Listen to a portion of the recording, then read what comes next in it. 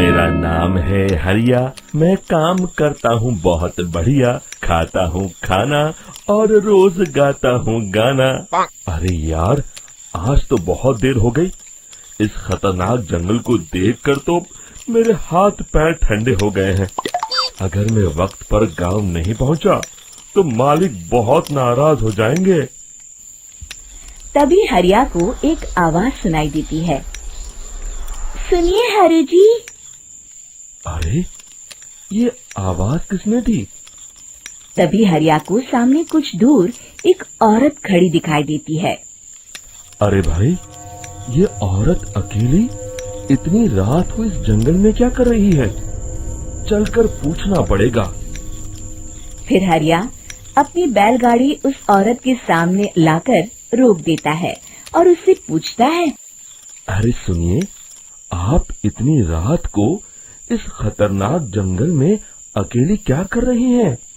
तभी वो औरत मीठी आवाज में कहती है, अरे हरु जी, आप आ गए। मैं कब से आपका इंतजार कर रही थी। वैसे तो यहाँ से काफी लोग गुजर चुके हैं, लेकिन मैं खास आपका इंतजार कर रही थी।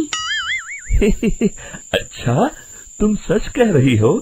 मुझे तो यकीन नहीं हो रहा है। वो क्या है ना, आज तक किसी ने मुझसे इतने प्यार से बात नहीं की। हाँ हाँ हरु जी, मैं सच कह रही हूँ।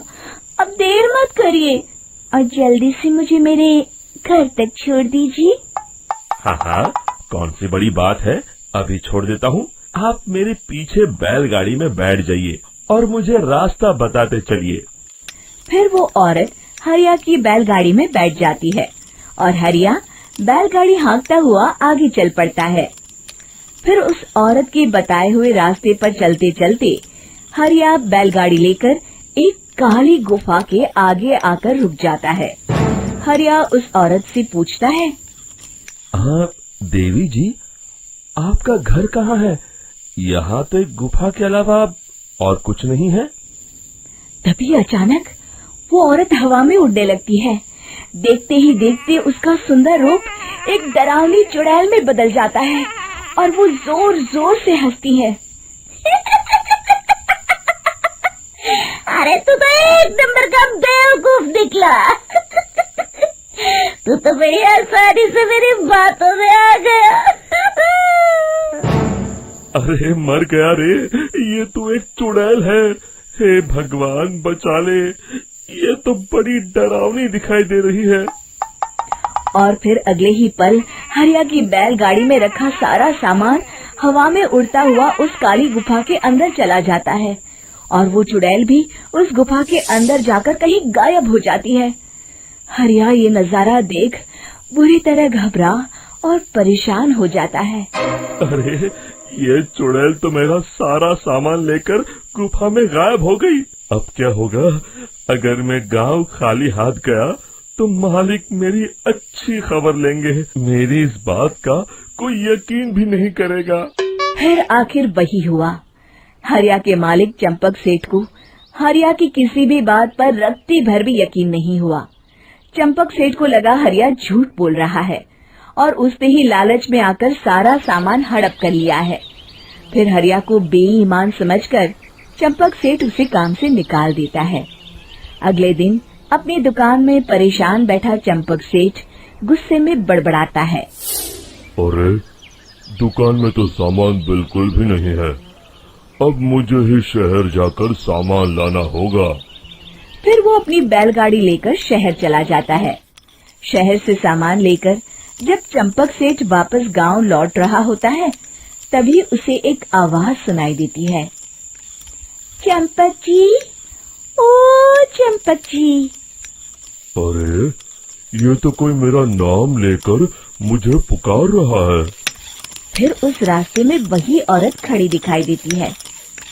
फिर क्या था, हरिया की तरह चंपक सेठ भी उस औरत के पास अपनी बैलगाड़ी लेकर जाता है और वो भी उसकी चिकनी चुपड़ी बातों के मुंह जाल में फंस जाता है। फिर चुड़ैल उसे भी अपनी गुफा तक ले जाती है और उसका सारा सामान लेकर गुफा में गायब हो जाती है। बेचारा चंपक सेठ लाचार होकर खाली हाथ गांव लौट आता है। फिर ये उस जंगल में रोज की बात हो जाती है।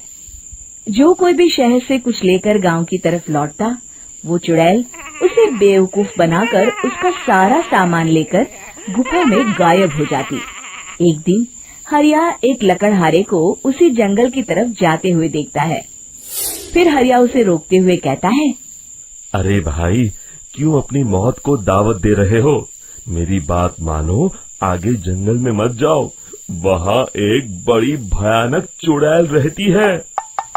लकड़हारा हरिया की बातों को नजरअंदाज करते हुए कहता है, अरे भाई, मुझे पहले ही बहुत देर हो चुकी है, मुझे जाने दो भाई। शाम तक लकड़ियाँ काट कर शहर के बाजार में बेचना है। तुम अपनी ये कहानी किसी फुर्सत में बैठे इंसान को सुनाओ, मैं तो चला। इतना कहकर लकड़हारा वहाँ से आगे जंगल की तरफ चला जाता है। फिर अगले दिन गांव के मुखिया के घर के बाहर बहुत सारे लोग जमा हो जाते हैं।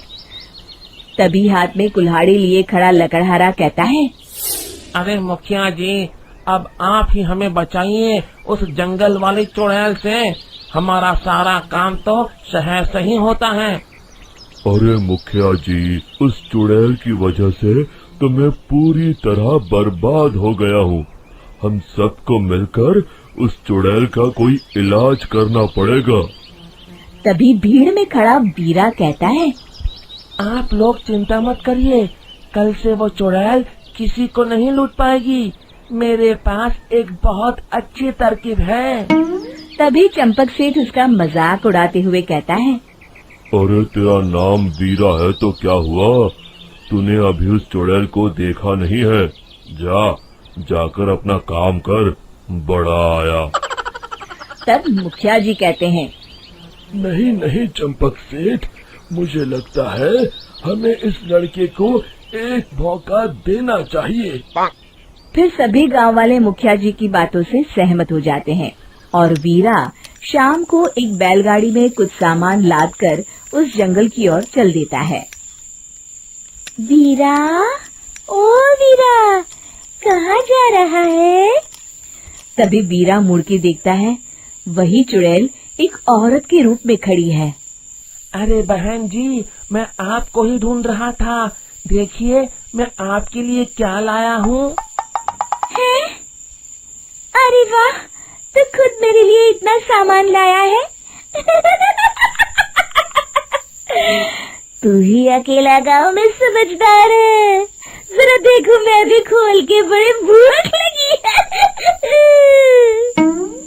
जैसे ही चुड़ैल उस सामान पर से कपड़ा हटाती है, एक भगवान शिव की तेज रोशनी उसके अंदर मूर्ति से निकलती है और चुड़ैल अपने असली रूप में आकर जलने लगती है। अरे मैं जल रही हूँ, बचाओ! बचाओ! ओम नमः शिवाय, मर गई मैं! देखते ही देखते वो चुड़ैल राख के साथ उड़ जाती है और सभी गांव वाले भी वहां जाते हैं। शिक्षा बुराई पे सदा अच्छाई की ही जीत होती है।